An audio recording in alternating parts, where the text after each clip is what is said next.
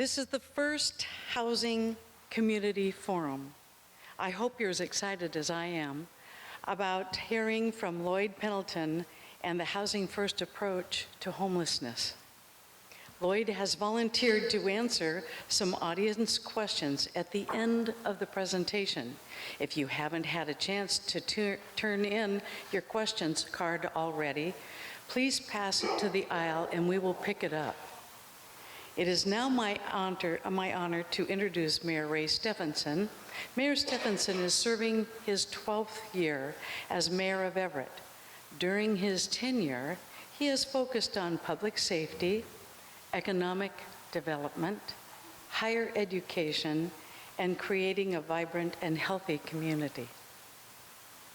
In July 2014, Mayor Stephenson established the Community Streets Initiative. The task force took a look at street-level social issues in Everett and developed recommendations to address those challenges. Please join me in welcoming Mayor Stephenson. Mayor.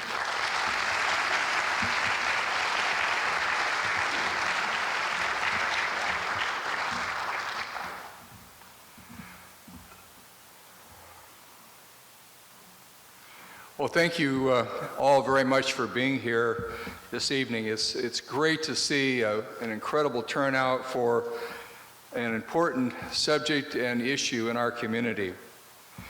When I convened the Community Streets Initiative 18 months ago, we knew we had a crisis on our streets. And through that process, I and many others have learned how complex the issues are of homelessness, mental illness, and chemical dependency. We've learned that there's no single solution to this difficult problem.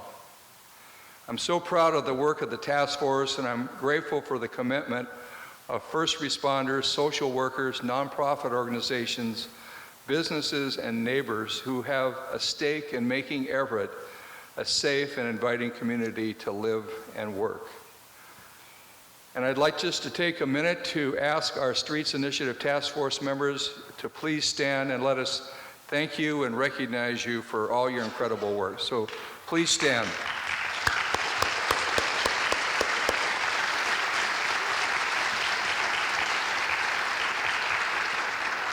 It's a gang of 23, right? And also, none of this is possible without great support from our elected officials. I know Councilmember Roberts is here. I see Scott Murphy, and it's awfully hard to see it in this light, but there may be others. Any elected officials who are here who are supportive of this, and I know you all are, just please stand and let us recognize and thank you. Please stand.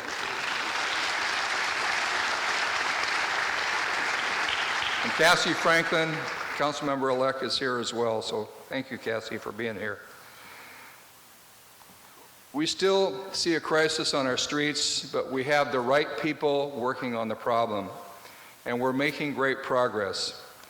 We now have a social worker embedded in our police department to help people navigate and find services. We've expanded our therapeutic courts to provide alternatives to incarceration. We have a team identifying and helping chronic utilizers of our emergency response system. We have great law enforcement presence in our community, and perhaps most importantly, we have a diverse and dedicated group of citizens talking together, working together, and breaking down barriers to solve a problem that affects our whole community. And even though much good work has been done, there's still a lot left. One of our biggest barriers we face is adequate housing for those who need it most. With a rental vacancy rate of less than 2% in Snohomish County, we are in need of a variety of housing options, including temporary shelter beds and homes for students and families. Tonight, we're focusing on housing for the chronically homeless who've been living on the streets for many years or who aren't fit for other housing programs. We know that our current system, such as the jail and emergency rooms, are not equipped to address chronic homelessness. Our chronic utilizer alternative response team found that just 5 of Everett's chronically homeless individuals accounted for nearly 700 days in our jail in the last 2 years. They also accounted for 1,300 documented contacts with police and first responders in that same time span. And clearly, this is not a long-term solution, and it's not helping to get these individuals on the path to recovery. And we've learned through our work with Housing First approach is the most efficient and effective option for our chronically homeless. And that's why low barrier housing is a major part of the comprehensive Safe Streets plan I announced in September. When we began discussing the Housing First approach to housing, over and over, people asked if I'd read about Lloyd Pendleton, and I was immediately struck by his practical and collaborative approach. Lloyd helped write and implement Utah's 10-year plan for ending chronic homelessness. In 2006, he was appointed to the Director of Homeless Task Force for the state, and under his leadership, Utah has housed about 1,400 of the state's 2,000 chronically homeless in the past decade.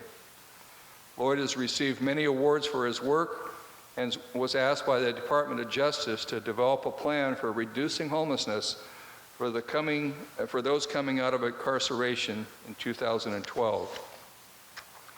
I know that our community is on the right path, and I'm excited to see all of you here to join us in learning from Mr. Pendleton and moving forward as a community to house the chronically homeless. Have Lloyd come up. You're going to enjoy him very much. Had a chance to visit with him this afternoon, and this guy is something special. Thank you.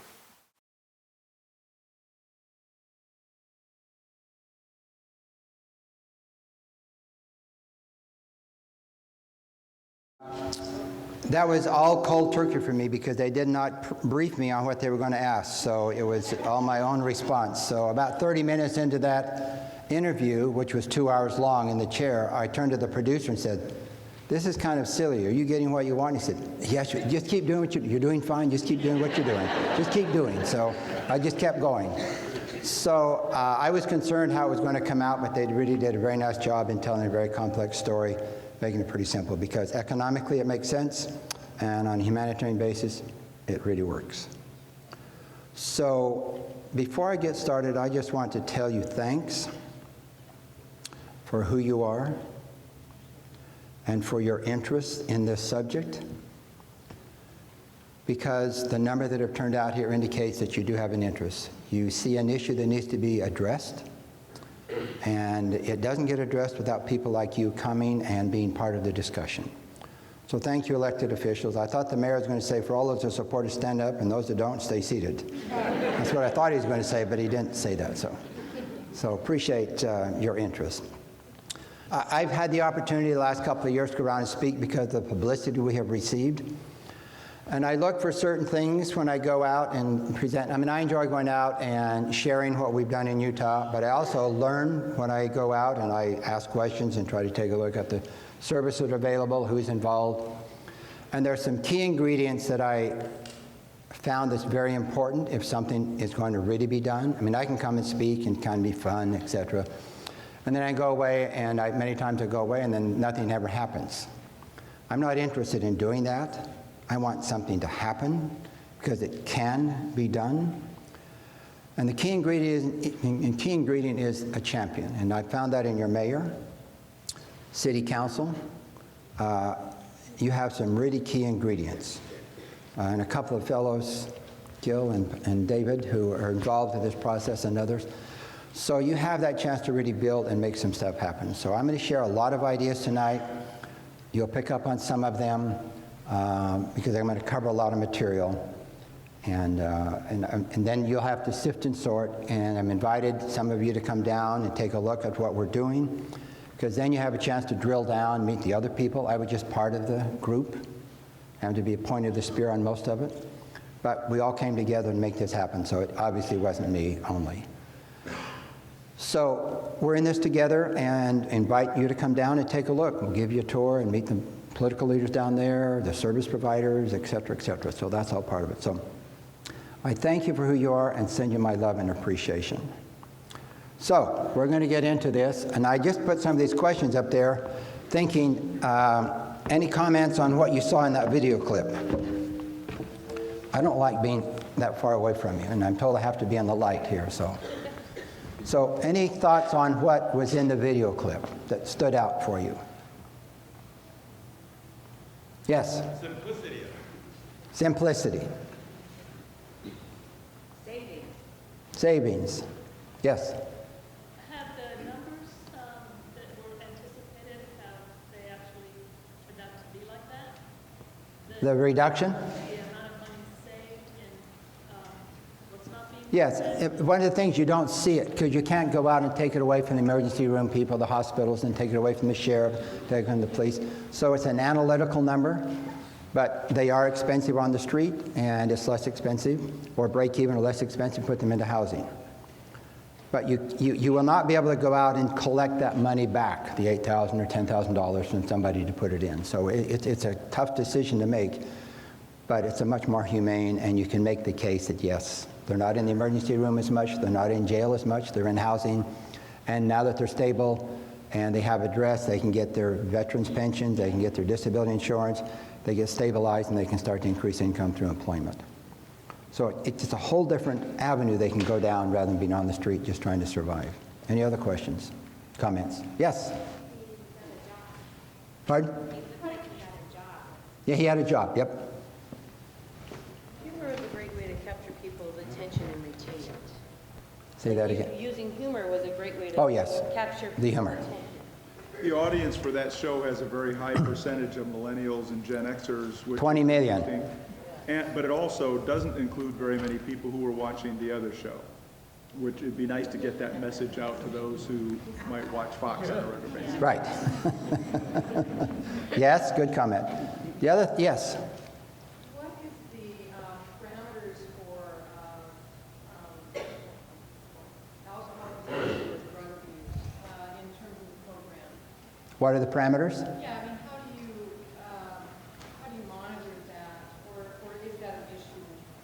Well, it's housing first is low barrier, so you can drink and use drugs in your house. If you sell drugs, the police are called. That's a criminal activity. Just like the rest of you, you can drink in your house and you can use drugs in your house as long as you don't disturb me as your neighbor. You're fine. But if you beat up your neighbor, you're evicted. So it's a low barrier housing, and most of the people who come into there are drug users and have mental health issues. Yes? I'm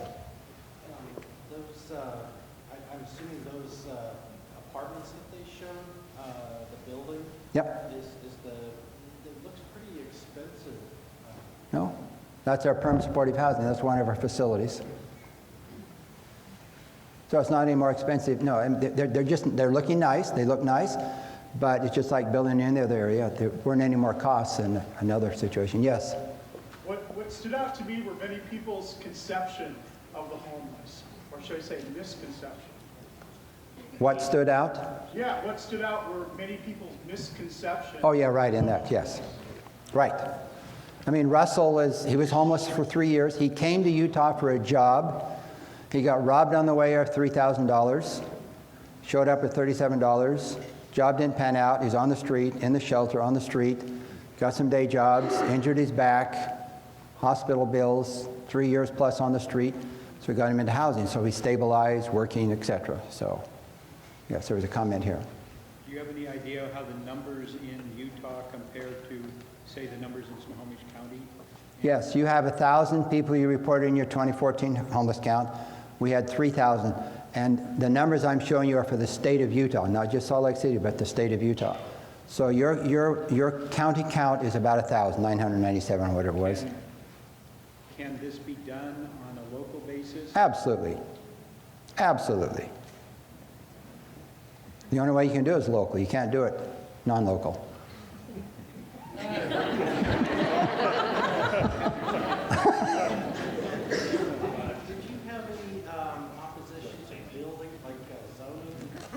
We had very little NIMBYism. That facility we showed you, the Muchatorium, they called it. We did have a little NIMBYism issue there because the people who were building it with a mental health organization, and they lost their funding. So the housing authority picked it up and switched it from mental health housing to homeless housing, and then go out and do the work in the neighborhood like we've done in others. And when they found out it was for homeless, they awfulized and, protest a little bit, so we had to do a little work. And it's for 55 and older homeless, so the criminal activity goes way down, and so we addressed that. Now it's part of the community. Church groups come over and do service projects.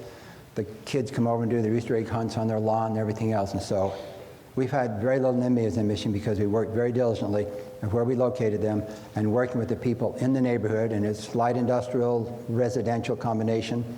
And so we haven't had a lot of pushback. Yes?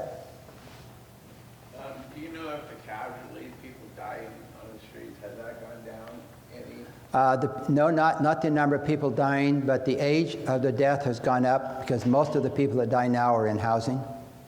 But the average age is about 47 to 51, depending on the year. About 50 to 60 die a year that have been homeless or formerly homeless.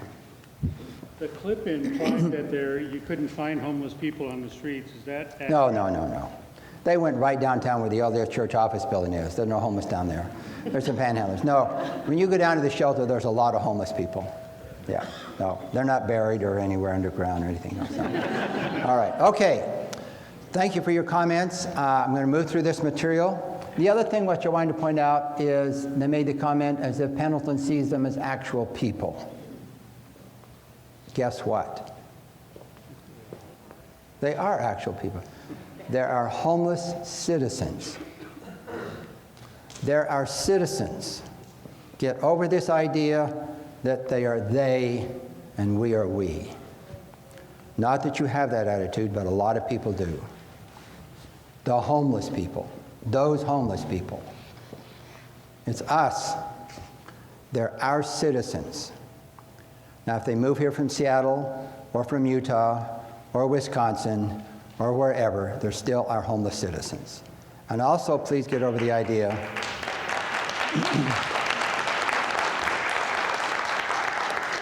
that if you build it, they're all going to come to Everett.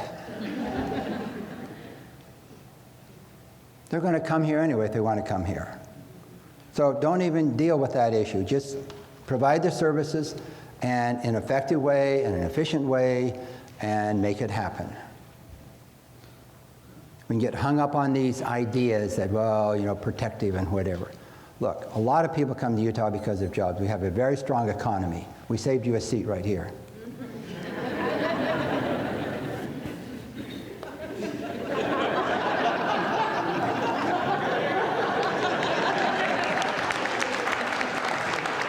I'm Lloyd. I'm Glenn. Hi, Glenn. Nice to have you here. Glad you can make it. You're an elected official. I am. What is it you do? I'm the commissioner for the Port of Everett. The Port of Everett? Yes. Wow, that's an important position. Well, thank you. I'm also on the Citizens Initiative panel. So you're excited about making some changes here, aren't you? Yes, I am. And you're going to be a key person. Oh. Right? Yes, I am. Good. All right, Mayor, you know him? All right. All right, good. I wanted to talk to you. I'm waiting for you. And you're a new councilwoman. I am the CEO of Cocoon House currently, and I will be on the council in January. You will be. Okay, so you're another important person. Yeah. You're going to... Yes, absolutely. Good. All right. Good. All right. I like your socks. Thank you so much. They're orange. They are? They're fitted left and right as well. Oh, good. Very important part of it. All right. Are you ready? Yeah. Are you excited? Yeah. All right, here we go. All right, here's what we have, a 91% reduction in the chronic homeless population since 2005. That's what's gotten the publicity. When the Stewart people came out, it was 72%, so we had a big drop here. We know them by name. We need about 200 more housing units. We're in the process of getting those put together. So we're basically down to functional zero.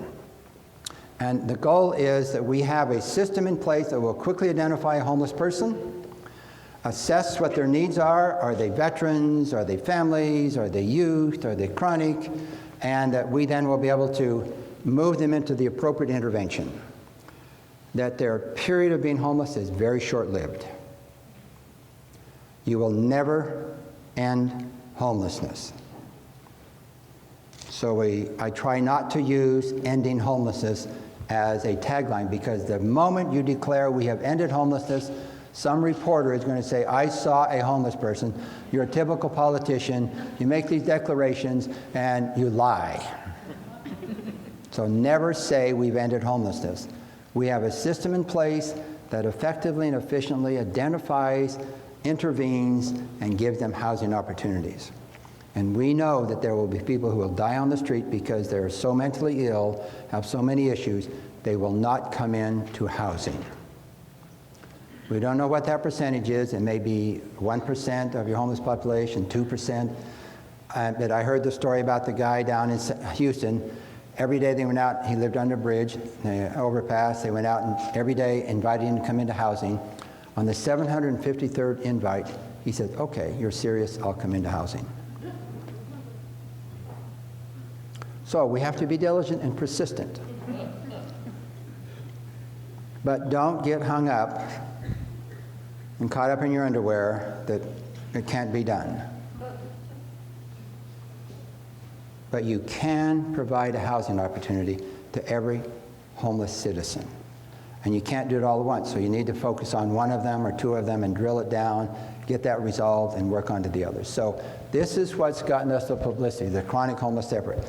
Our overall homeless numbers haven't gone down. They've gone down and up and down and up. We've had a huge increase, like you have, 300% increase in family homelessness during the recession and everything else. And so it's a big issue. There are structural issues in the country about the economy, and jobs are structural issues, and it's impacting families. And so it's homelessness. So it's a tough issue. And we need to come together as communities, locally, and political leaders, and business leaders, and faith-based leaders, and come together with a common goal and in order to make this happen. So, people ask, why has Utah succeeded? And I boil it down to three things: champions, collaboration, and compassion. And as I went around the state to put this in place, I was looking for champions locally. What political leader, what business leader would come and take the lead? And when I could find that champion, then I could build a program around them, or we could build a program around them. But until I could find, or a political leader could be found in some place, it took 5 or 6 years.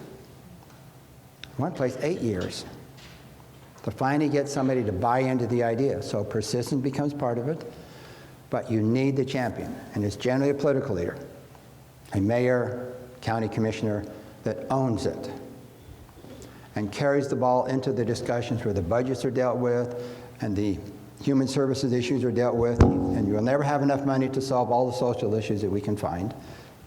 That's a given. So using the existing resources most effectively is how we're going to get there. More money is needed, and it will come as you have successful programs. People will start to move that way. So yes, there's that whole piece of it. So I'm going to talk about champion. In 2003, and many of you go to conferences and you read a book. And for many years I read a book a week, so I'd read 80 books a year or whatever. And so, you learn something, and that was interesting. But every now and then you read a book or you go to a conference and it changes how you view the world.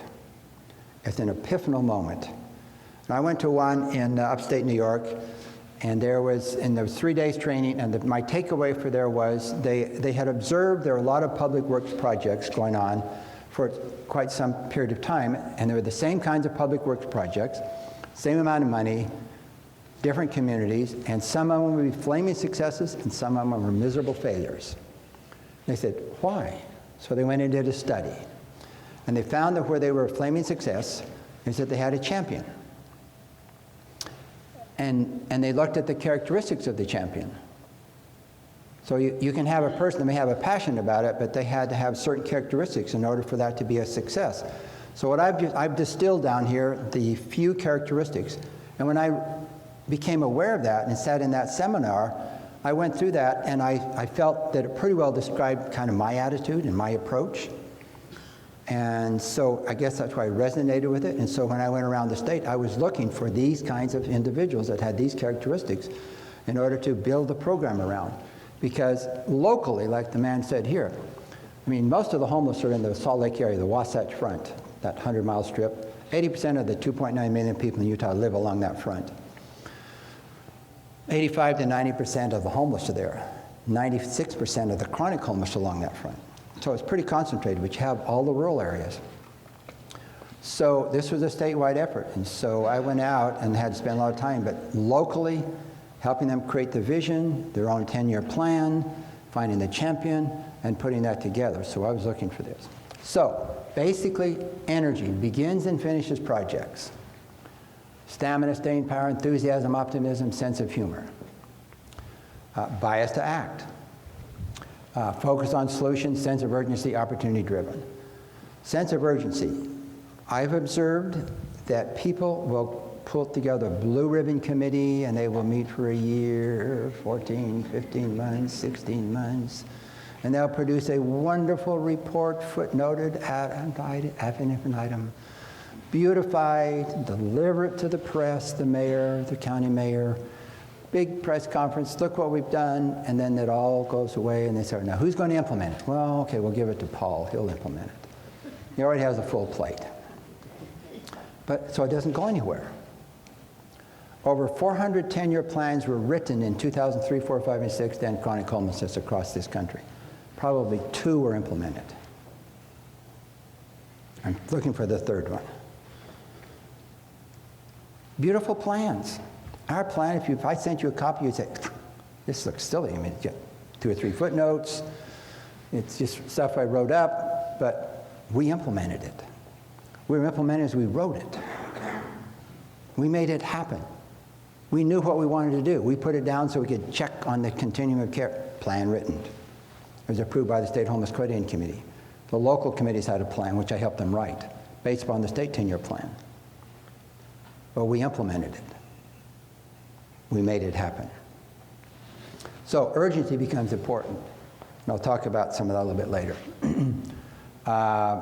Opportunity driven. Some of the housing we got, we were looking for housing and a hotel became available and we bought it. Now it's a little big and we won't buy another one like that. It's 291 rooms, hotels. Converted it to 201 rooms, some 1 bedroom, 2 bedroom.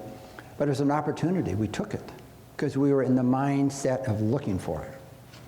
So opportunities will show themselves when you begin to create the vision and you start to create that and you look for it, you will see opportunities. So that urgency and readiness becomes very important. So you political leaders, get ready. You're going to see new opportunities, right? Right. Good. And you at the port are going to see lots of opportunities, aren't you? Yes, you are. Good. All right. See? Results-oriented, outcome, not process. It's the outcome you want. See, a lot of this is process. Okay, we meet, we make recommendations. The mayor says, thank you for the recommendations. It's the process. No, we want the results. We want them housed. We want them stay housed. So process is part of it, but you're looking at the results. So this champion has networking, capacity building, the means, not the end. Need for achievement, clear and compelling vision, charts, milestones. Personal responsibility. If I blew it, I said, hey, I blew it. I'm sure you make mistakes, but really, there are no mistakes because you learn the most from what we would call mistakes. Ergo, there are no mistakes. It's a learning process. So, don't be risk aversive. Jump in there. And the papers and the press are going to say, wow, they're going to champion you. They learned something. They may have screwed up, but they learned something. They're going to do it better next time. So press, don't beat them up. Hold them accountable, but don't beat them up, please. Build on diversity. Seize and feel impacts. Belief in a common good. Look beyond what is good for their own selves. Impact on others. Activate shared values. We all have shared values. These are homeless citizens. We care for them. I mean, the right-wing folks care for the homeless. It's just what I observe is how they care. Look, I was raised on a ranch. I have said the words, you lazy bums, get a job, when I would drive by and see homeless people, or the hobos, we call them. I've said that and felt that, because that's how I was reared.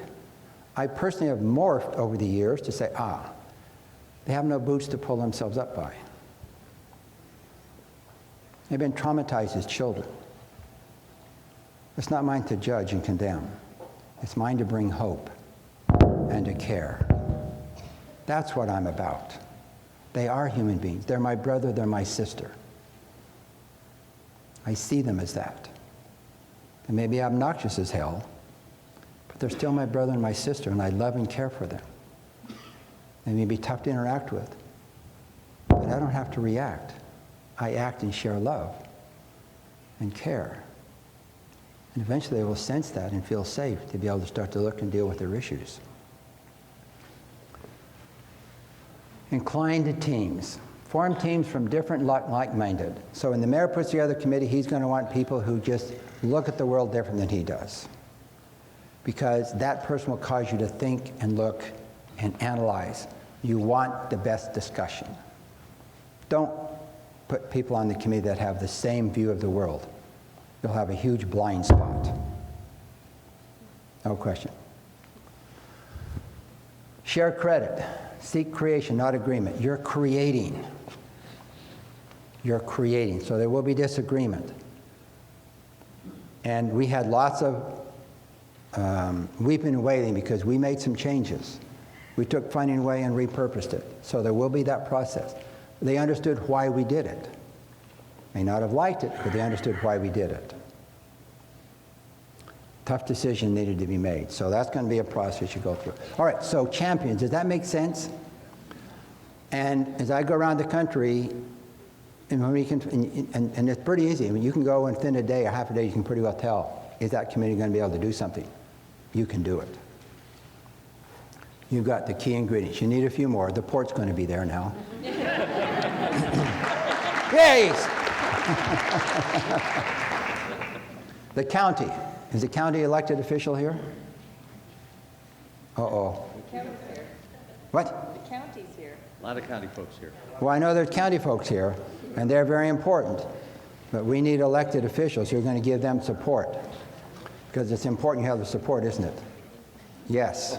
They're willing to give the money, but they need the support from the elected officials. So one of the things, tell me your first name again? Port of Everett? No, your name. Oh, Glenn. Glenn. So Glenn and the mayor are going to go see the mayor, the new mayor of the county, and have a nice chat down at the port. County executive. County executive. And get him involved and help him catch the new vision. Right? Taking notes right now. Good. Okay, so that becomes important because those people are really key in being able to set the priorities that are going to be changing and coming up.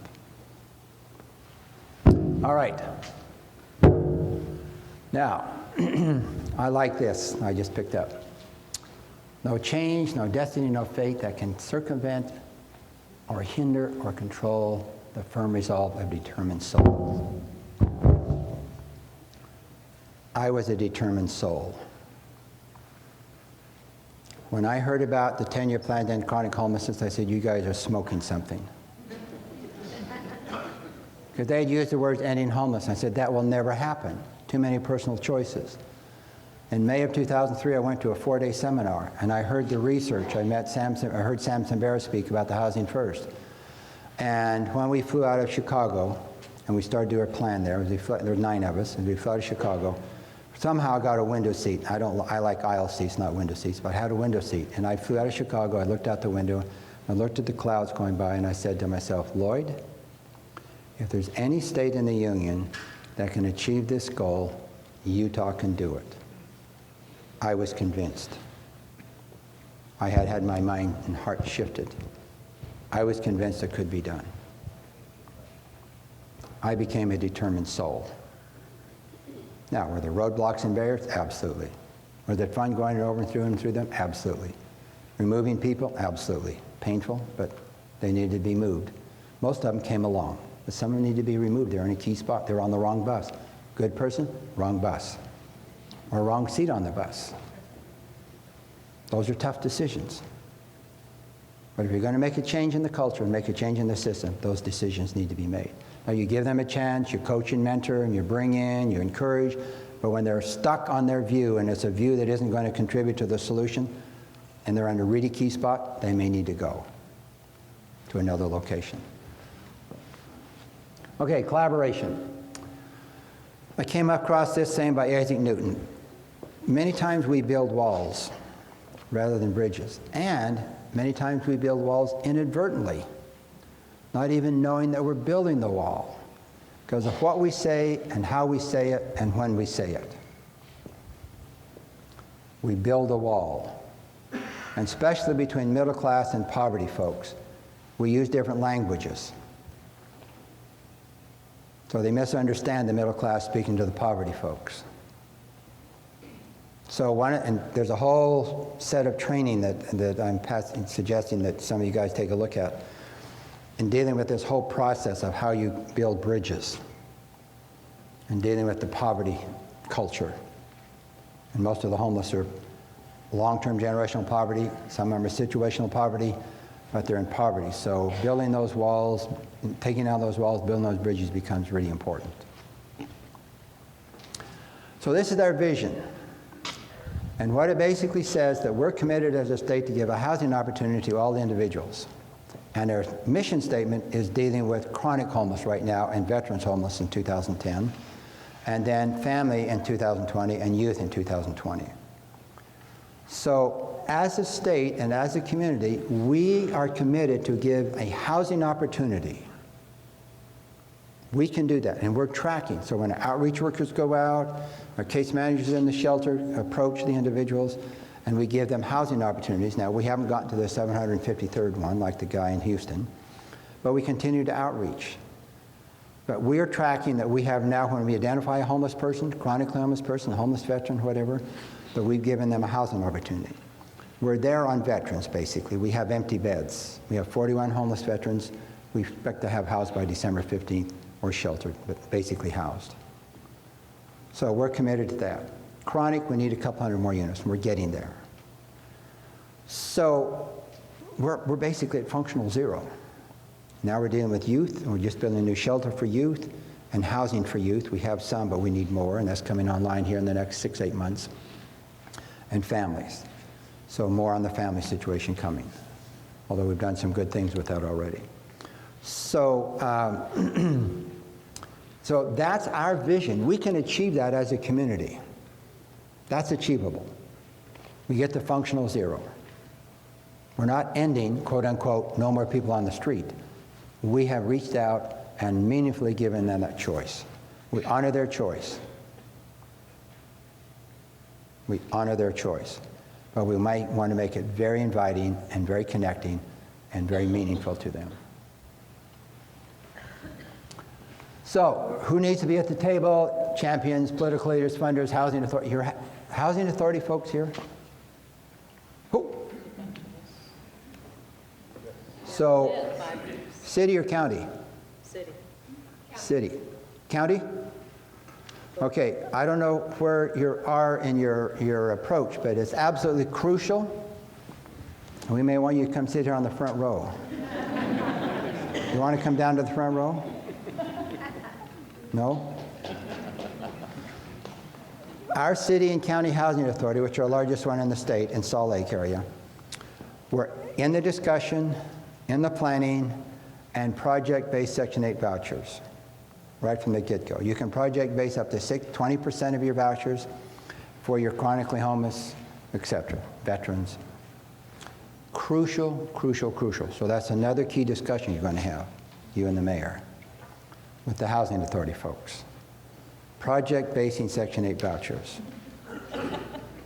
Got it? Yep. Good. Section 8. Section 8 project base. Yeah. So because getting the money to build is challenging, but it's doable. Tax credits, philanthropic, home money, block grant money, etc. You can get them built. The services become key, the long-term case management, and you need case management. Don't put a chronically homeless person in a house and leave them alone. It'll be a disaster. Case management. But having the Section 8 vouchers gives you the rental assistance you need. Then the money that you generate over here can go to provide the case management. So they're key. And you're going to you're in the discussion. You're already supportive, aren't you? Yeah. Yes. Oh, good. I didn't hear from her, but...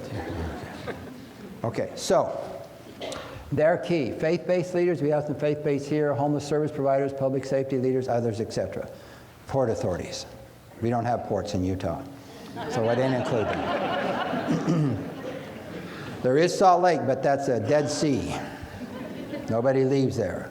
The only ones that came in from there are the seagulls. They met the Mormon pioneers in 1948 and saved them and ate the Mormon crickets and saved their crops so they didn't starve to death that year. So guess what our state bird is? The California seagull is our state bird. Okay, here's another issue.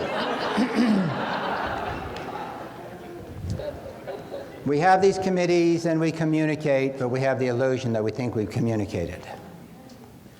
So, and I'll come and I'll share ideas and we'll all go away and say, oh, that was interesting, he was hopefully funny, and good ideas. And we'll think, well, we got communicated, but nothing may happen. But here something is, because the Port Authority and the mayor and the Housing Authority are going to make it happen. Right?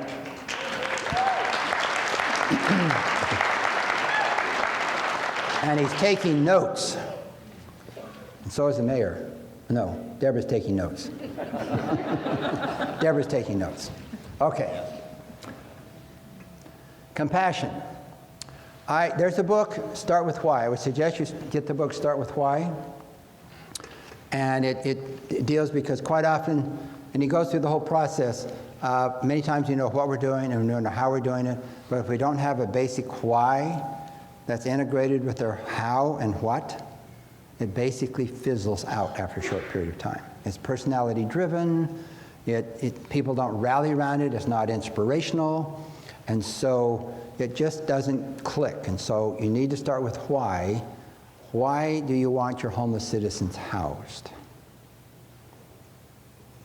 Is it just to get them out of the way so they're not a nuisance and they're not visible? That's a different attitude than if we care for them. They are a son or a daughter, a father, a mother, a brother, a sister. They're part of our family.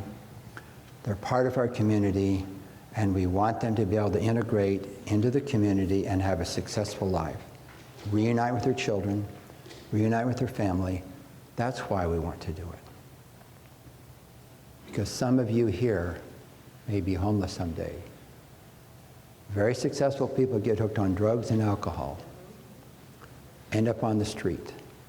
And some of you here could be homeless in 5 years. And would you not want somebody to come and put their arm around you and care for you and deal with your obnoxious behavior for that time period until you see that they really care for you? Then you're able to begin to start to deal with your life and your demons. Why are you doing it? Come to grips with that. So we could spend a lot of time talking about it. I would suggest you get that book. Send it. He's on TED Talk also. Who else done? Take a look at it. Okay, vision statement for me becomes very important. Sight, a function of the eyes. Vision, a function of the heart. I want a vision statement. Get down to the why. And there's a good book that says, where there's no vision, the people perish. I debated to throw that in. You know, I find that if there isn't really a clear vision, you know, we kind of perish. We don't maximize our capacity to serve, to give, to contribute, to create. It's part of the heart. So, one of the vision statements is I thought about all homeless citizens achieve maximum integration in society. See, we had our vision statement written a long time ago. As I've looked at this, I like this one. All homeless citizens are integrated into society. Housing's a piece of it. Stabilizing in housing is a piece of it. Keeping the house is key. And the housing is not the end. It's just a major beginning. So think through the vision statement you're going to be putting together and put together a common vision statement. Our vision statement I mentioned earlier, everywhere I give a presentation, that was always up there.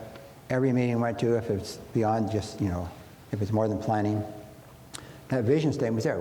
That got approved in 2005. We had one word tweak about 8 months later, And that's been our vision statement. A housing opportunity for every homeless, or every citizen. And we've stayed with that. That's been the common vision statement for the state of Utah. So spend a little time, come together, vote on it, look at it, agree to it, and then everything you do is, does it achieve the vision statement? Is it contributing to the vision statement? Whatever it is you do, your outreach, your services, your housing, whatever it is it, it's held up against that vision statement. It's held up against the Constitution. That's your anchor.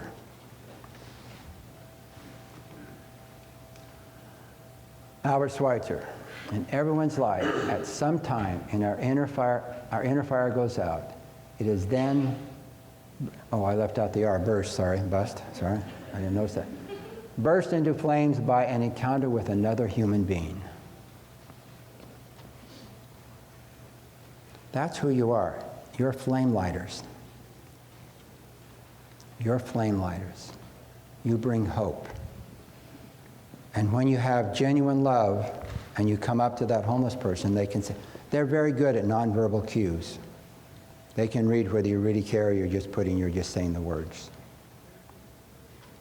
So you're going to be a genuine flame lighter to get that spark back, that inner light.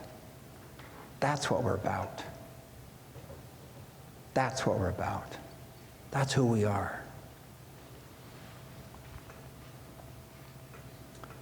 So what needs to be done? How will it be done? Why will it be done? See, in August of 1963, August 20, I think, was Martin Luther King stood on the steps of the Lincoln Memorial and got up there and he did not say, I have a plan. What did he say?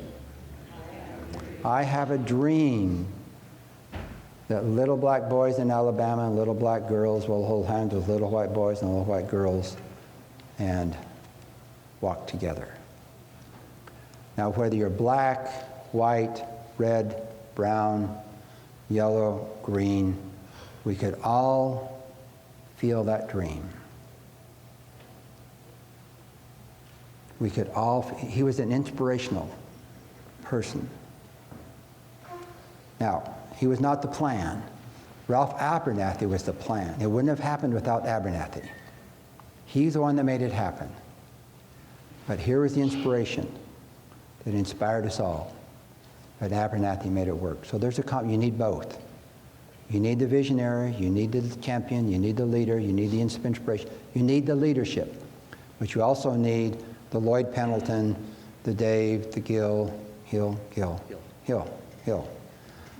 whoever, and the Port, to make it happen. It's a combination of both.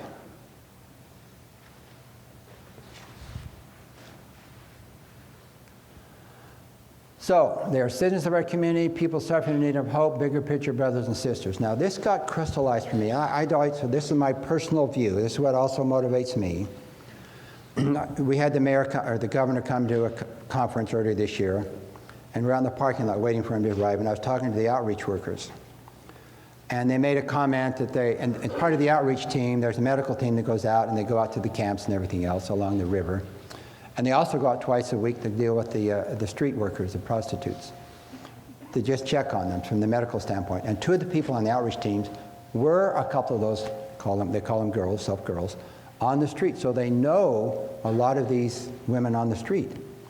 And they say, look, when you're ready to come off the street, we will be a source of help. So they developed a relationship with them. And there's a medical person, goes out. And they made the comment that 8 of those women had 32 babies that had been taken away by the state. I said, what? We need to do something. So we organized a committee, put together a pilot. And I said, I went back to my old days. We need to round these pimps up and shoot them. And I said, no, sorry. That's my cowboy days. I apologize. And they said, well, some of the pimps are their husband and their parents. And I thought, whoa, are you kidding me? So I said, I want to go out and meet some of them. So about 10 days later, dressed down in my ranch outfit and went out and met them. And they're 20s and early 30s. And I talk to them, as I talk to them, I'm thinking, they have to earn $150 to $200 a day to support their $100 a day heroin addiction, pimp, and living. And at $25 to $35 a trick, they're very busy every day. Now, this is not a world that I even deal with, aware of. You hear about it. And so as I thought about and pondered that, I thought, you know, when that fetus gets, and so unprotected, they get paid more, so pregnancy. And I'm thinking, so I'm a religious-oriented person, and I believe that I lived before I came here, and so I'm thinking, okay, this fetus gets created, drug and addicted, and the fetus, and then one of my brothers and one of my sisters up there gets to choose to come into that circumstance. God doesn't force them. They get to choose. So I see them as very valiant brothers and sisters who are willing to come into that very challenging circumstance to deal with the abuse and the drug addiction and everything else. And I got the impression that I made a commitment that I would do something about it when I got down here. So for me, the why is a bigger issue than just more humanity. Is it because when God said you can create, he did not say if you're mentally, emotionally, and financially stable, you can have children.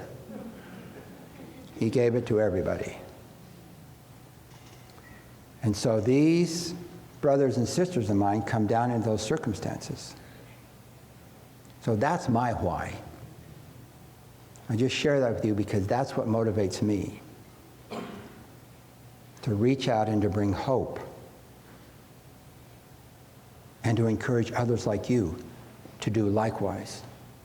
To get better organized. Repurpose the resources. To reach out and bring hope. And to light that flame within that person where the light's gone out. That's what we're about.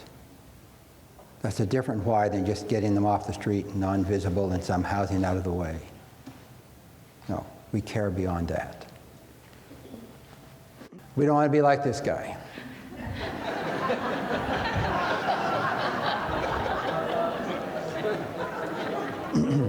I picked this up from a principal's office when I was speaking down in southern Utah. I said, I got to borrow a copy of this. Okay, the national level. Most of you realize that there was a major study done by Dennis Culhane out of the University of Pennsylvania, and they found that basically that 10% of the homeless population were chronic. And the chronic is unaccompanied adult with a disabling condition, homeless a year or more 4 times in 3 years, and homeless veterans about 10 to 14%. And so there was a national effort. Then chronic homelessness, veterans was added in 2010, 5 years that Eric Shinseki added from that standpoint. So that was a major seminal study that said, ooh, we need to segment out this homeless population. They're not all just lumped together. There's 10%, very expensive. And they found that emergency room visit, transportation, $48,000, $40,000, $35,000. We did a study, small study, $20,000. They're expensive dudes on the street. You're incurring the costs already. There's a better, more effective, efficient, humane way to provide services. So that's why you're here. You're going to get even better organized. And you have a mayor that is willing to take this on and provide the leadership. Important to have that leadership. We look for it. We hunger for it. So the mayor's excited about it, aren't you? Oh, it's 15 minutes? Oh! I'm just getting warmed up. Move along. Lloyd. Yes? Brian Sullivan is county council member. Where? Here. Oh! We saved your seat right over here. Over there, you want me to move? Yeah, you gotta move. Come on. Right here. Have you been here all the time? About 10 minutes. 10 minutes. All right, now you're a very important person, you realize. Yes, sir. And you have some very important opportunities. And so this man, Glenn, is going to help you. D. Glenn is going to help you, and the mayor. So you're going to be part of the solution, aren't you? Absolutely. Good. Do you know what the solution is? Housing. Got it. And a key piece of it is the housing authority of the county. For them, project-based Section 8 vouchers, and they're willing to do that, aren't they? Absolutely. Oh, good. You've got it. Oh, thank you. And he took notes for you. Yep. And I've been working on it. You've been working on it. Great. All right. A couple of people we had. 1 year, 2010, $562,000 in ER visits alone. 2 3/4 years, $937,000. They're both housed now, doing well. Actual cost. Outliers, but actual cost. Now, I like to take a look at, people say, well, we don't have enough money, so I do. You're all familiar with the continuum of care. So Washington has 7 continuum of care, we 3, California 39. Just so that I was down in California a month ago. Plan and coordinate services. No, let me make this statement here. A lot of people think that, who's here with the continuum of care? All right, I'm going to say something you may not like. The continuum of care cannot solve this problem alone. HUD thinks it can. You don't have the horsepower, and you come together to prioritize your funding requests, then you go off and do your own separate things, and HUD's kind of fortunate. I've observed that it needs to move to the next level. So the county, the mayor, and you have home money, block grant money, private money, state money. You have all these different funds that need to be coordinated and put together. The continuum of care is a crucial, very important part of it, but you need to have that structure above to make it really happen. You agree? Agreed. So I wanted to just reinforce that. That's why having that committee chaired by the mayor, county, you bring all the people who have a dog in the fight, have an interest. The key leaders are on that committee. It's a policy committee, and you set their preferences to make it happen. So Washington gets $48 million. Snohomish gets 5.6, we get 8. So your per capita, I just take the population of the state or the county, 682, 798, we get 288. You have a lot of money. You have 700 and some thousand people here. Okay, I like to do this. So here's the homeless population, 14 count, 18,000, Utah 3,000, national 578. It moved. Ooh, very nice. Unsheltered. Okay, so you have Washington, 3.2% of the homeless population. You have 2.2 of the nation's population. So you have a disproportionate share of homeless people in the state of Washington. We have 5/10, 9/10, so, the population. So we're a little lower. Unsheltered, chronic homeless, you have 12% of the national average, 12% of your total, 56% unsheltered. Here's your veterans, here's your persons and families. And I like to annualize the number because when you count on that night, 80% of the people are temporarily homeless. So during that year, you'll deal with 5 more people. So I take the chronic times 2 and the non-chronic times 5 and take that as a percent of your population. And so you are at 1.2, we're at 0.5, and the national is 0.8. So you're a little higher than the national average. So King County, they have 1.5, they have 0.6 of the population of the county, so a disproportionate share. Unsheltered, chronic homeless, you have 9.8, 9.8 in your total. Unsheltered, annualized 2.1, 0.5, 0.8, so you have a high number there. And Snohomish, 39, unsheltered, 68. So you have a high unsheltered. I was quite surprised how high unsheltered it is. You're pretty warm here, so they stay out in the camps. So annualized 6/10, 5/10, 8. So, 2 and 2. So your homeless population is about balanced, what I would think. I mean, King County's got a disproportionate share. LA County has like 3.2. It's just off the mark. So a lot of people head down there. So from the standpoint of your overall problem, you would call it, you call it a problem, it's very manageable. So it's not out of line. Seattle, yeah, it's pretty much, it's much higher, so you have a bigger to deal with. So I just kind of like to frame that to give you a framing situation. Okay, I picked this up in a martial arts book. If you had a sudden onset disaster, if you had an earthquake or a tsunami hit here, you would rally the resources, people see clearly what needs to be done, you would come together as a community, you'd solve the problem. Slow onset disaster like a homeless situation, this kind of creeps up, we don't rally the resources, we don't have the urgency to make it happen. What you're creating now is the urgency to go do something about it.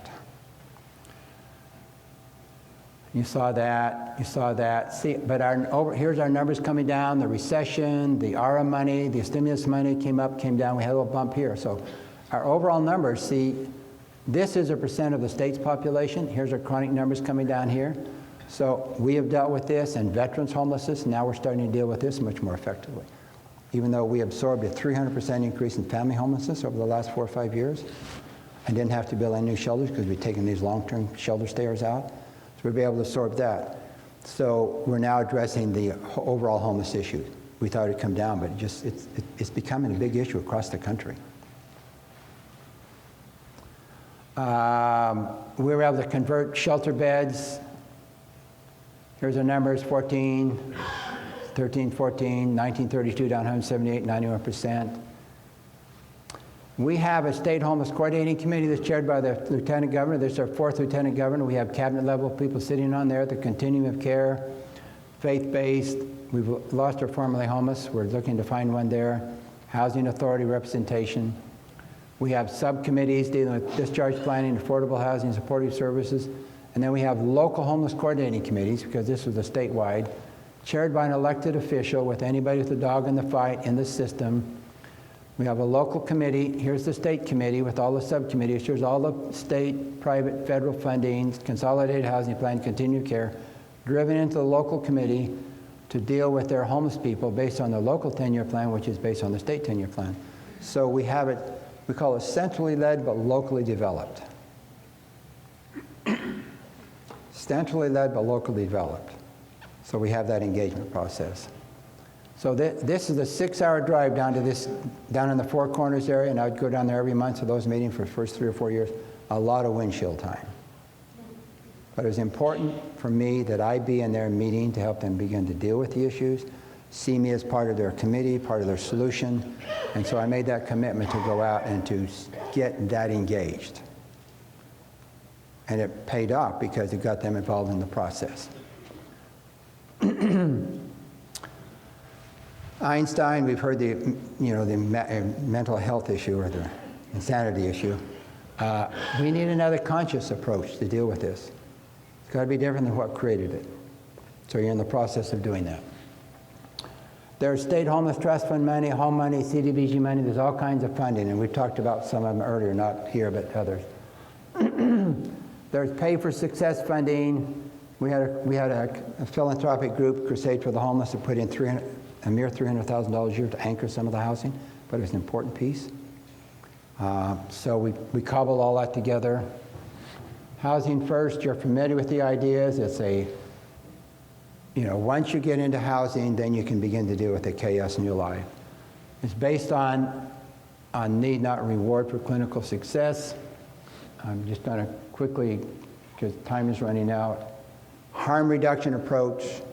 They don't have to go to treatment to keep their housing. When they're ready, they go to treatment, because that's the harm reduction. When I'd heard about harm reduction, I thought that's a stupid idea, because I'd heard about they're giving clean needles and condoms to the people on the street. And I said, just tell them to stop using drugs. And that was my solution. That's how I cared. Then I began to realize, okay, so they need to begin to trust you. You need to begin to develop the relationship so they can begin to start to say, all right, so start to move away from those activities that are really harmful. So I began to understand the process. So yes, I understand that. They need to be able to see a more positive way. That light gets lit, that connection. Residents have less, leases. They're protected. Project-based or scattered site, and they pay 30% income or $50, whichever is greater. And there's accountability. All those reporters never put that in. Free housing in Utah. Everybody go to Utah, get free housing. No, not true. They pay rent. 30% or 50% of what? $50. Of, Whichever is greater. of their income. No. Oh. 30% of their income or $50, whichever is greater. Yeah. If they have no income, how do they get income? Section 8. No. They may sell their blood. They may panhandle. We don't encourage that. And, you know, and we make very few for not paying the rent, but we will do that. But they're motivated to go get a job because they have to pay something. It's not free housing. They're not required to see the case manager, but the case manager is required to see them.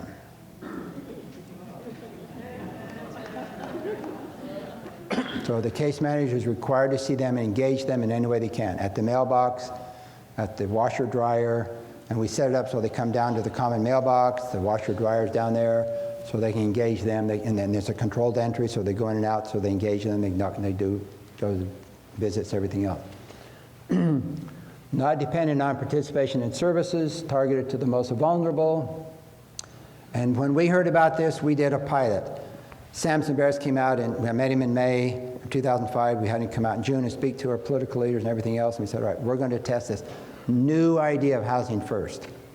It was just being developed, and we'd read the research and sounded okay, but we had to work in Salt Lake, New York, and we don't trust people in New York and D.C.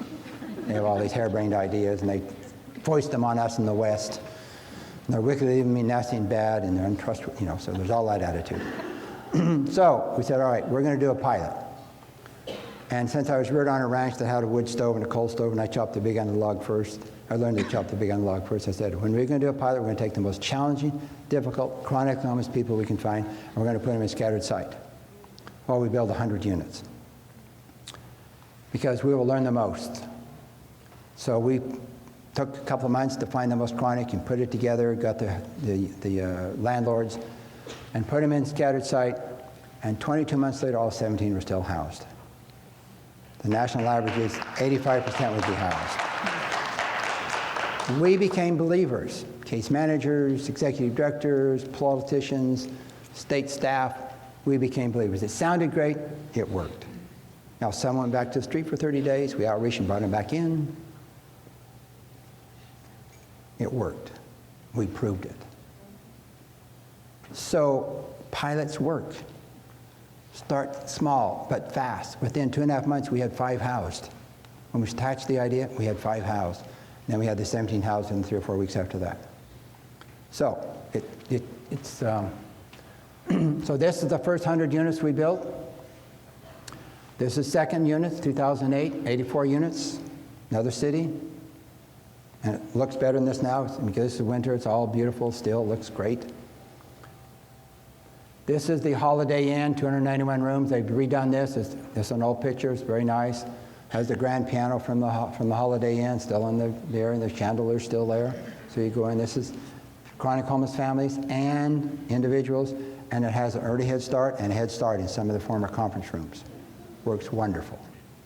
Starting to break the cycle of poverty. Children are being taught. The school comes on right and gets them into school, so it's working wonderful. Another Days Inn for homeless veterans. This is the Muchatorium.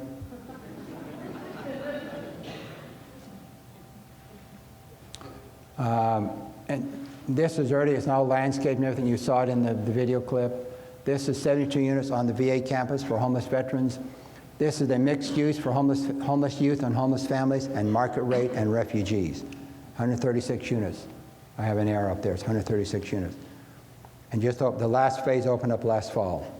So it's a beautiful facility.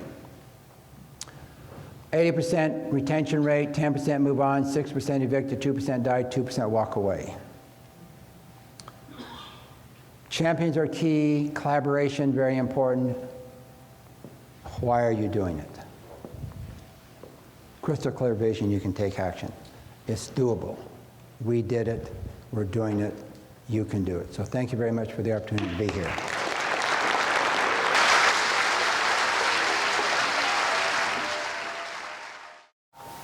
So here's your first question. As an MSW student, I'm very interested on your opinion for gaining support Facts and figures don't seem to persuade the community, no matter how much they will save or how many lives will be better, and thus may be contributing members of society. How do you persuade people en masse and gain support for a movement like this? Okay, you do that very easily. You take this man right here, and this port man right here, Glenn, this mayor, and you go on an outreach team. And they go out and they meet these people and have a chance to talk to them, and they find out that they're really human beings and they're not any different than you are.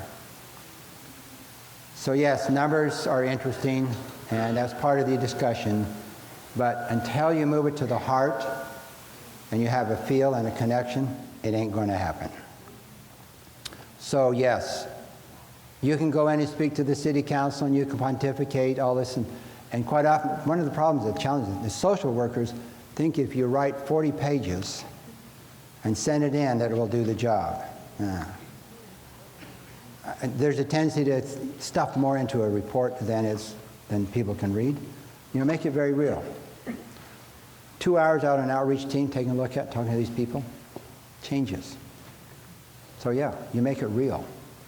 And you bring stories in, and you bring a person in and say, I was homeless, and this person reached out and lit the light within me, and got me stable housing, and helped me work through the issues, and got me going into the employment, whatever.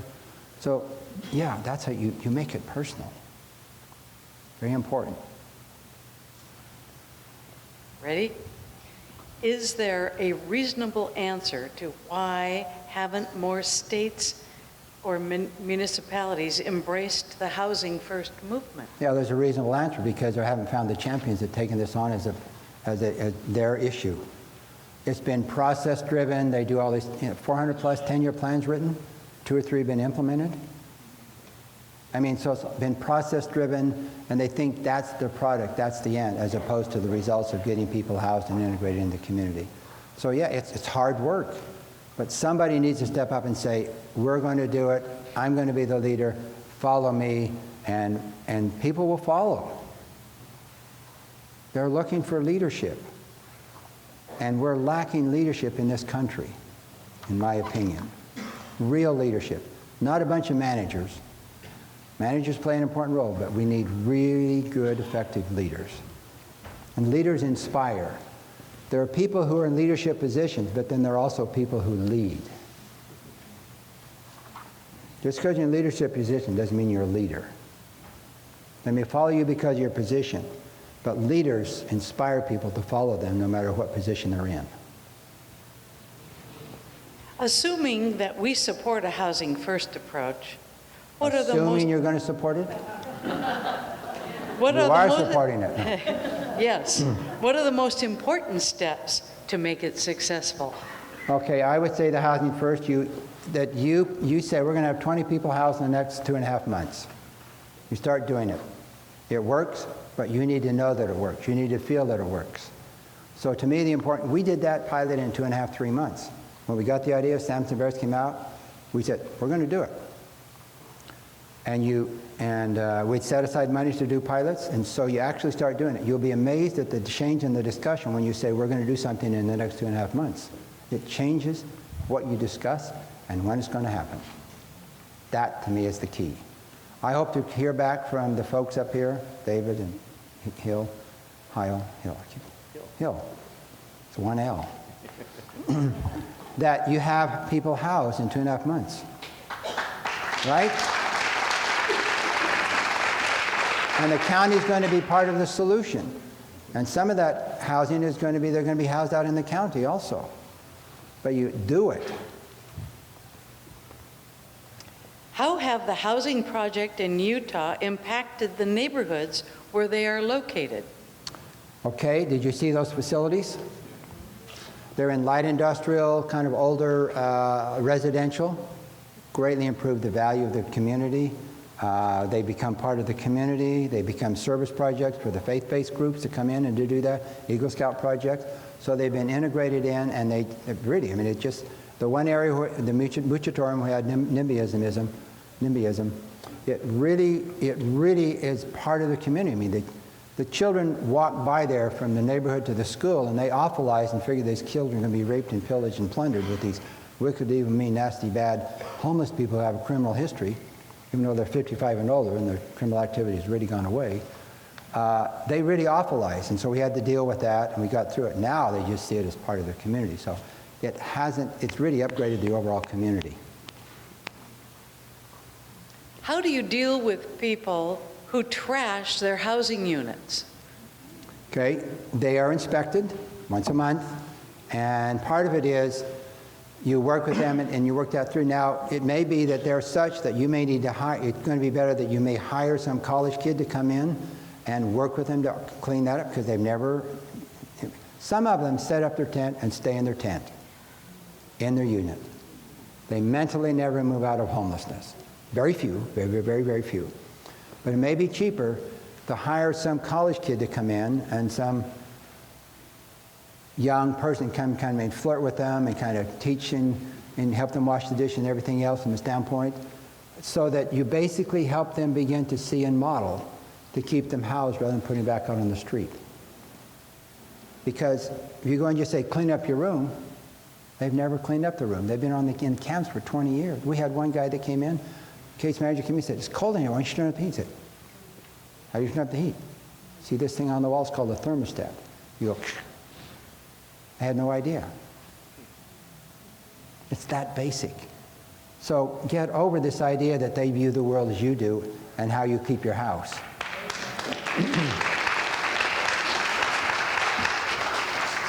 How do you respond when people say, you're building a house where alcoholics can drink when there are lots of families or children who need housing?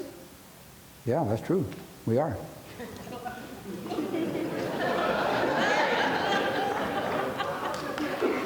One more question. We are. You can drink in your housing also. It's less expensive to have them drink in there as opposed to out here, because those families that need housing aren't in the emergency room and in the jail and everything else. And so that's that hard decision to make. Not that there isn't other needs out there, not that the housing authority list won't go a little bit longer when you project base. Yes, there's all of that. But these are the most vulnerable. They will die. They're very expensive. So these are hard choices you have to make in your prioritization. Okay, we're going to do one more question, but to tell people, if you have further questions, please go to our website. I'll give you some more information here, and we will get those answers on the website for you. Here's your last question, sir. All right. Has the new program cut down on costs to the public associated with the homelessness? Yes.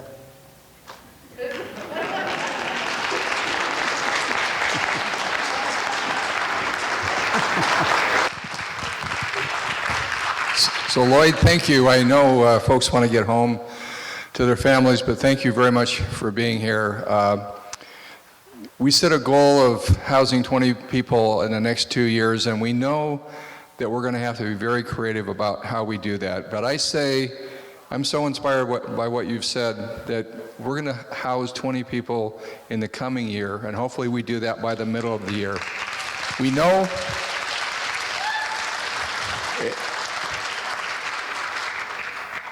Ed's going to put them to work, right? But I can't thank you enough, and I'll tell you, and I've told my council this, and many of you who have heard me before, where Lloyd started with this is where I started, which was, this is a huge annoyance that I have to drive by every day, and I continually get complaints by my citizen, why aren't you getting those people off the street and put them on a bus and taking them somewhere? And this has been a journey for me. Some may call it a religious journey, but for me, it's the fact that these folks are us, and by the grace of God go I. Any one of us could end up in this place in our life, and we have an opportunity to help people, and if we can get them into housing and get them the services they need, we'll be a much better community. And I think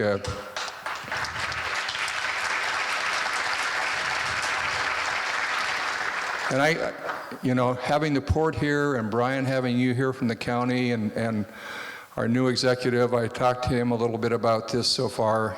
We're going to come to Utah and visit with you, and I would invite any of you, we put this road trip together. We won't drive, but we'll fly.